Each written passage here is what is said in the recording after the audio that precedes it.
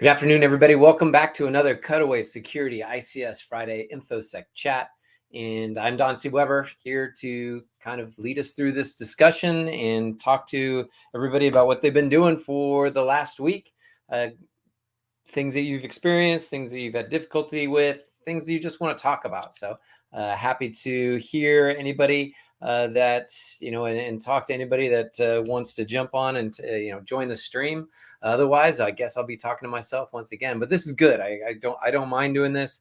I want to put information out there. Maybe some people will listen to this later and get a little bit of information. And if you're joining us on LinkedIn, on YouTube, please say hello. Let me know that you've joined the chat. Let me know if you have any questions, if you have topics you want to discuss. We can jump over, and check out any of the local news that happened during the week concerning industrial control systems or anything like that. And without further ado, what I like to do is I like to start talking about some of the things that I've done during this week, and just kind of kick off the conversation. Don't necessarily need to do this, but this helps drive the conversations. Especially when it's just myself. So what did I do this week? Well, I've been reporting on a lot of the stuff that I did last week, looking over a lot of the information, a lot of the data. Whenever I'm working on site for some of these industrial control assessments, we're doing a lot of walking through environments, looking at what people did. And I understand that one of the techniques and one of the things that we encourage people to do as pen testers, security personnel doing security assessments, is to report as you go. Well, it's sometimes it can be kind of difficult reporting as you go on some of this, just because of you're taking notes in notebooks. One of the things that I have a Rocket book. As you can see here, I have a Rocket book. I keep my notes in there. That way I can, that way it's not, it is written down and I can keep it, I maintain it, but then later on I can just go through and wipe the slate clean, so to speak. And that's what I've been doing. So I've been using my Rocket book. I've been using some of the other notes that I've taken, looking through some of the notes that the other personnel that were assisting with the assessment provided me, looking through their data and reevaluating that. Another thing that happens, as you'll see when we talk about this a little bit later, is we're gathering a lot of information and not necessarily seeing it all on site, taking that off and correlating it and so forth. So yeah, I still do report writing the week after of being on site with a client. So that's what I've been doing this week. And I'm hopefully once we get off here, I'm gonna go get a haircut and come back and finish up a report, get that uploaded to the client, and so that way they'll have it for next week, bright and early when they come online. So that's what I've been doing. If you're joining us, let me know. If you're joining us on LinkedIn or YouTube, let me know if you have any questions, any comments about what you've been doing this week. But other than that, what I wanted to do is I wanted to talk about some of the industrial control automation. So the ICS, industrial and automation control systems, and doing assessments in these environments. And I get a lot of questions. Actually, I was just listening in on one of the SANS webcasts, and one of the comments were it was a vendor. A bunch of vendors, a vendor talks, and what their solutions were, talking about the current report that SANS just put out associated with some of the findings they did for some of the surveys, concerns about, questions about what the direction is for organizations and some of the things that they're experiencing. So I downloaded the report. I'm going to be reviewing that later. But I was listening in and on the Slack channel with some of the attendees that were there, and I saw some questions about doing security assessments within the these areas, frameworks and so forth. So I wanted to talk about methodology. I do see you, Wes. Thanks for joining in. Let everybody know, hey, and see the smiling face. It's good to see you. Thanks for jumping in and joining us again. And it's a pleasure. Let me know what's going on with you, Wes, if you have any questions or anything like that, or if you have any input about assessment methodologies. I know that this is one of the things that you assist people with, and you do. So your guidance, your thoughts, if you have differences from my approach. From my approach, I want to hear about it, because I need to learn from other people doing this as well. All right, but it's good to see you, man. Thanks for joining in and joining the conversation again. All right, so security assessments and control environments. We get a lot of people that are coming in, and I've talked about this before, but we have information security professionals that are coming from the corporate environments, and they're coming over, and they want to do their normal methodologies as far as information gathering. They want to do remote assessments, meaning that they're like, hey, I'm going to send you this Dropbox. Please put it in there, and I'll start doing my scanning. If you put this in your control network, I'll do my discovery. I'll do my scanning. I will do my exploitation and pivoting and so forth. And that's the way I used to approach this. That's definitely the way I still approach if I'm doing any corporate assessments. But that is the path for failure. That's the one of the things I like to say, that's the path to not getting invited back to do these things. And so and this boils down to some of the things that a lot of people have heard. These environments can be they can be finicky. They can be sensitive to the information to how they respond to some of that discovery that you're using, some of the discovery techniques and so forth. And it doesn't mean that you can't do discovery. It just means that you have to be careful with it. And that was one of the, during the SANS talks, that was one of the things that we talked about, or that they talked about discussing, gathering information from these environments, while also ensuring that that you're protecting the integrity of the environment, the availability, and so forth. So, Neil, good to see you. Thanks for joining in.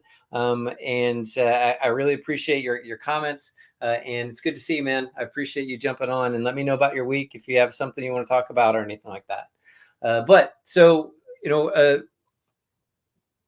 People have, within the corporate environment, people have this methodology around doing reconnaissance and mapping the attack surface, doing things like passwords, getting accounts, and following the methodologies of what the attackers do. When the attackers go into the corporate environment, they do the recon. They gather as much information as they can about the environment, the attack surface. One of the key things is to compromise credentials. So taking those actions that force things to authenticate to you, or just listen onto the network to gather some of that information. That's important, and that's a part of the security assessment and penetration methodology within the corporate environment. But if you find yourself doing those things in the ICS environment, it's going to be there's going to be some challenges there. And some of while the Active Directory is a part of these networks, it's not necessarily used the same, especially down at the process level. Sometimes in the management server area, what we typically call the level 3 environment, you might see Active Directory, but even then, it's going to be the resources that are going to be using that are going to be different than what you're finding in the corporate environment to a certain extent. So what we need to do is, if we can't use the methodologies that we normally find within our corporate environment, we have to adjust ourselves for our control environments, and that's what we're seeing here. That's what I've outlined. And the goal of doing a security assessment within these areas is to reduce risk. Our goal is not to get that sexy exploit, find a sexy exploit to compromise the system and use that to pivot to somewhere else. And certainly that is a lot of fun. That gets the adrenaline pumping and so forth. But in these control environments, doing some of that stuff, we have to be careful. We have to take the low and slow approach, not necessarily to hide ourselves. So when I say low and slow, I'm not talking about staying under the radar, not getting identified by some of the SIM systems and the people that are monitoring. I'm talking about slow as far as being patient and gathering information slowly. We have to start the process with a um, uh, with a passive information gathering. And by that, I mean, in what I've got up there, one of the first things that we do is do physical security. We check on the physical security. We walk around a site. We look at what they've deployed from a physical security standpoint, because one of the biggest issues within this environment and one of the quickest risk reduction is identifying those issues for the physical implementation.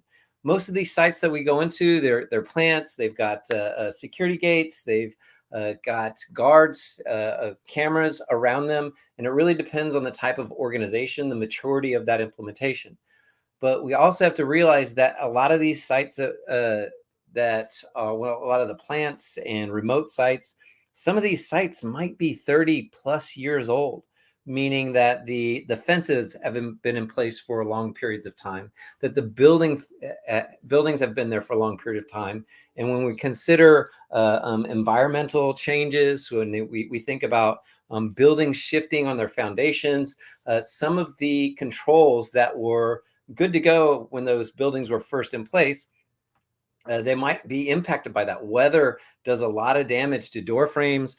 Shifting foundations can cause differences in the door seals. So threat actors might be able to take advantage of that to gain access to some of these areas. And, when you're working in an industry that is used to the physical security protections, ensuring that people don't have access to your assets, yeah, it's definitely something that we need to take a look at. So, a part of when I'm going on site, a part of one of the first things I do is I do a physical security walkthrough. Now, I'm not necessarily doing it blind. First of all, I'm not doing reconnaissance without permission. In other words, I am on site with site personnel. I am ensuring that I'm adhering to the safety procedures. I have, in most cases, I have already done an architecture review, meaning I understand how they intended the process to be deployed. So I can, walk through this physical security walk down, understanding I know what is on the inside of the building and what they're protecting. Their product is beta mode. Okay, yeah. I'm not sure.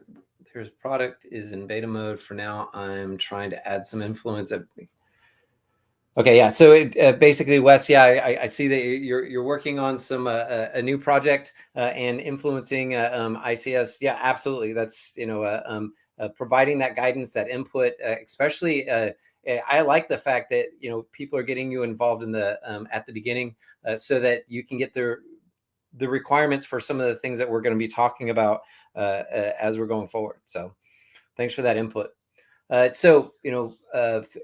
Assessment methodology. Okay, once I get done with my physical walkthrough, because not only am I looking at the physical security, but now I'm gathering information about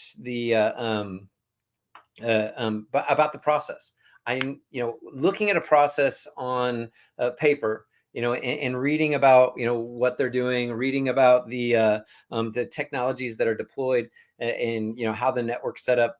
That's one thing, but walking through and seeing how operators actually implement, just like Wes was talking about there, having some influence on a new project, you have to sit down with the people and ask them and talk to them about what is actually being accomplished with the process. Because if we're going to be making recommendations to reduce risk, whether it's physical security or it's enforcement boundaries, we have to understand those issues. So looking at the assessment methodologies, I check the physical security perimeters. Then I start looking at the digital perimeters, meaning the enforcement boundaries. How are they set? How are they protecting information that's coming inside and outside of remote environments, the corporate network, vendor access, and start looking at that and evaluating that. In the last assessment that I had, this location, the vendor had a direct connection in because it was associated with a a really complex project. It was turbines, that are producing that are being used for compression to get natural gas. Okay, and it's actually it was pretty interesting because on the on the webinar today, there was an individual that was in the Slack channel, and he was asking why the operators didn't understand. The operators at a specific location, they didn't understand some of the digital controls that were in place, meaning that they understood the PLCs and they understood how they worked and that they needed them to run, but they didn't necessarily know how they were completely configured, and they didn't know how the servers were configured and so forth. And what they did know is that they had to call the integrator if they had a problem. They would pick up the phone and they call the vendor. They'd call the integrator to get them to come troubleshoot and so forth. In other words, the operators were there to maintain the operations, and they knew what to do from that standpoint.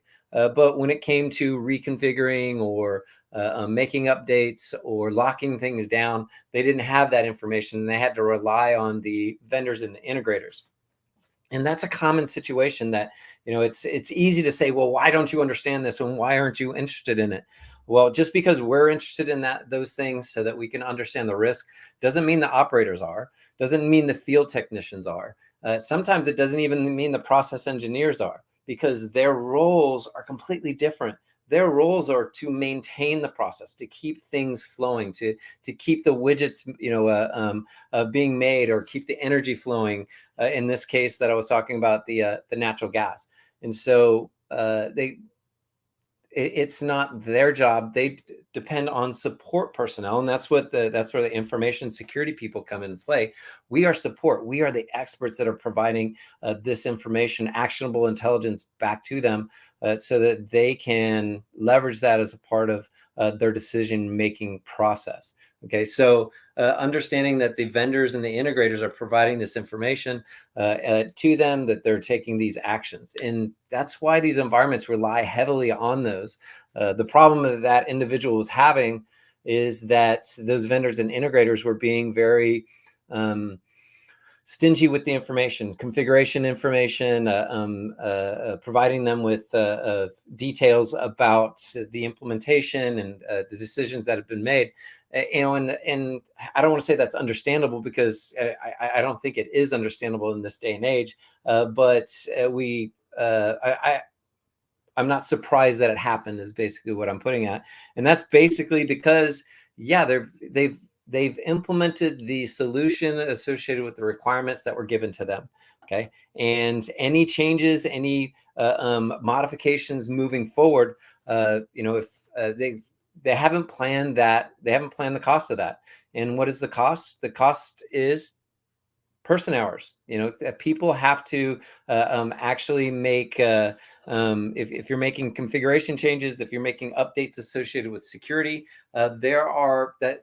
it's not just a quick and easy change. It's pretty detailed. It takes a lot of time. It takes a lot of testing. And so when something's in operations, they're happy. They just want to keep it operational. If they get new requirements to get the security updates, then they'll do it. But it's understandable. I understand why they push back on providing information around security, around the project, because that's, it's already in place.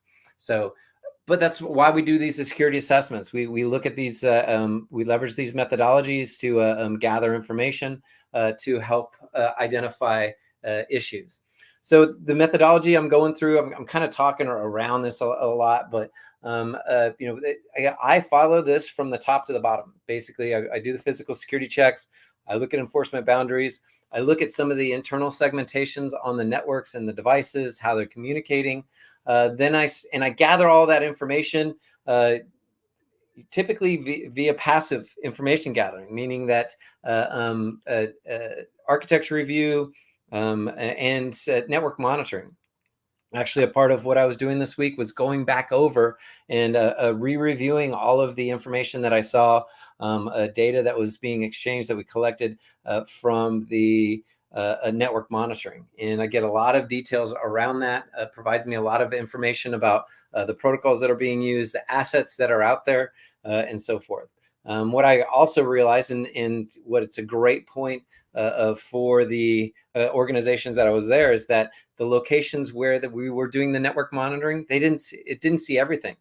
All I saw was kind of the management area that they had for that location, and I didn't see down to the process level, meaning that from an asset standpoint, an asset inventory standpoint, there was no vision into that.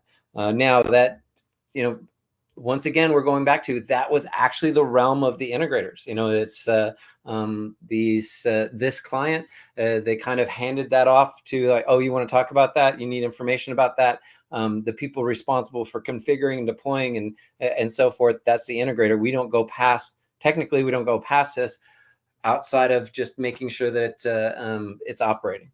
So I do that. I do some attack surface mapping. You can see on the right-hand side, I've got some bullets about some of the comments. When I get to that attack surface, it's a lot of information gathering. Actually, I kind of still start with passive. I'm really happy. This last time I worked, I was able to get on the Windows systems and run the PowerShell scripts that I've developed for information gathering, CHAPS, and the NERC-SIP assessment scripts. Ran both of those on these systems and identified some significant issues for configuration, SMBv1. So we had some good demonstration of that. Also, the issues around log sizes. All of their logs on their Windows systems were completely filled up, meaning that they were eating their own tails, is what I like to say. The oldest event or the newest events were overriding the oldest events, and this is a common situation for these environments because the log sizes haven't been updated, and they're usually right around 20 megabytes. And for some of our log, some of the Windows event logs, those fill up relatively quickly, right? So I do some of that passive information gathering to find some risks that are easily addressable. But then we start doing some light scans. Obviously, we want to do inventories, to detect what devices are within local subnets. And so doing ARP scans is a great way to start some of that information gathering. You do have to be on the local subnet to get that information. From there, you can start doing your Nmap scans. And I give an example there of how I do that information gathering and to understand listening surface, that attack surface on every device. So let's talk about that real quick. Nmap-N. I don't want to typically, sometimes these do have domain names servers on there, but I don't want to do that resolution of IP addresses, at least not at this point. I use the PN so that it doesn't ping it. Nmap will just assume that the host is up. Okay. And we're going to be pointing it at you can see that last line there when I'm actually pointing it to specific addresses. In other words, I'm not scanning everything. I'm only scanning the systems that I came up through the ARP scans. In other words, I know they're on the network. I know they can communicate. The network device understands that they're there. And so that's how I identified that, right? So I know they're up. I'm not going to waste my time because these scans can take a long time. As we can see there, I'm using the P-P-, which is basically I am scanning all 65,535 ports, but I'm using a special scan. I'm using the -S capital T, and that's a TCP connect scan. And how this operates and how Nmap does this is it will do the full three-way handshake and then tear down the connection. And that's important because the applications expect to, and they don't expect some of the other scans. They can, like the SYN scans and so forth, they can fail on that. Meaning that they expect a full three-way handshake and they expect the session to be torn down with a FIN packet. And that's exactly what the TCP type of scan does. So we are improving the likelihood that we will have a successful scan that does not have a negative impact on the service. And that's what our goal is. obviously, and then after that, -0A, I want to make sure I'm writing the output of this to a file. And in this case, I use all formats. So I use the grep format, the XML format, and the normal nmap format. I like to do all three because I look at the nmap format for my reviews and for some of the information I put in my reports. For the XML, I might pull that into another tool like ZenMap or something like that because it has that visualization. And then grepping, if I'm going to be grepping information like open ports and so forth, that's a lot easier. The reason why I say and I point out write to a file is because you don't want to be doing these scans again. Okay, it's very easy for you to do the scan and not write it to a file. Then, oh man, I gotta do the scan again and write it to a file. And now you're putting more information on the network and you're doubling up your work. So go ahead and write it out to a file the first time so you don't have to redo it. And because we want to limit the amount of packets that we're putting on this on these networks. So that is how I start doing my attack surface mapping. And then I step back, okay, and I start creating my target lists. I start looking at the information that was gathered from that. I start looking at the different services that were responding. Obviously, the P-P doesn't tell us what that service actually is. And when we're thinking about industrial protocols, we're going to find the things that we normally understand. We're going to see, a port 22, maybe port 23. For some of the management interfaces. We're going to see web applications on 80, 443, sometimes on 8080, 8443 as well. But the reason why we do a full port scan is because we want to identify those services that are running on unusual ports. One of the things that I found is an HMI server that was listening on 5 different ports greater than 30,000. Okay. And so we identified those and we could start interacting with those to determine what those services are. One of them was a web interface, that was just not supposed to be accessed by people, that was only supposed to be accessed by the application, and we could interact with it. So we're discovering that by scanning all of the ports. But certainly we don't know. I didn't know that was a web service until I started interacting with it separately. And I have a set of techniques that I usually use, leveraging Netcat and just sending connecting to it and sending some web requests. You can actually do that manually by hand. That way you're not connecting to it with the browser or connecting to a service that doesn't understand what the browser might be doing. I have a little bit more control over what bytes are actually being sent to the service this way. And it's I think that's important. So those are some of the things that I've been doing. And then I leverage all of that information. I step back from there. I gather that information, and then I look at the asset list. And I start looking at the asset list to ensure that I have that information. If I understand the service, I might use the standard queries to gather information from those services. You can find out firmware versions, OS versions, but notice that I'm not using nmap to do that query. I'm doing this with my techniques myself, sometimes falling back to vendor software if I know they're using that vendor software out there as well. But definitely want to be careful when you're probing those individual services to understand what they are, and the goal is you got to be patient. You have to be patient during these things.